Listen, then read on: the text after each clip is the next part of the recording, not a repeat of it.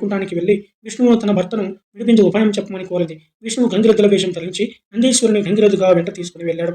గంగిరెద్దును వాడించి గజాసురుని మెప్పించాడు. ఆ ఆనందంలో ఏమి కావాలో కోరుకోవని గజాసురుడు అనగా అదే సమయం కోసం ఎదురు చూస్తున్న శ్రీమన్నారాయణుడు నీ ఉదరమందున్న శివుణ్ణి తమ వశం చేయమని అడిగాడు. తనకు అంత్యకాలం దాపరించిందని గుర్తించిన రాక్షసుడు ఆడిన మాట తప్పకుండా కుక్షినందున్న శివుని ఉద్దేశించి ప్రభు శ్రీహరి ప్రభావంతో నా జీవితం ముగియుచున్నది. ప్రాణం విడిచిన తర్వాత నా శిరస్సు త్రిలోక పూజిత మగునట్లు నా చర్మమును నిరంతరం నీవు ధరించినట్టు అనుగ్రహించవలసిందని ప్రార్థించి తన శరీరమును నందీశ్వరుని వశం చేశాడు. నందీశ్వరుడు ఉదరమును చేర్చి శివునికి విముక్తి కలిగించాడు. శివుడు గజాసురుని శిరస్సు చర్మం తీసుకుని స్వస్థానోన్ముఖుడైనాడు. తన భక్తుడైన గజాసురుని కోరిక మేరకు అతడి ఉదరములో ఉన్న పరమేశ్వరుని శ్రీ మహావిష్ణువు విముక్తి కల్పించడంతో భర్త రాకకు పార్వతి కైలాసంలో ఎదురు చూస్తుంది. శివుడి కోసం ఎదురు చూస్తూ స్నానానికి సిద్ధమైంది. స్నానానికి వెళుతూ దేహానికి నలుగు పిండిని అందుకుంది. పరధ్యానంలో ఆ పిండితోనే వారి ప్రతిమను తయారు చేసింది.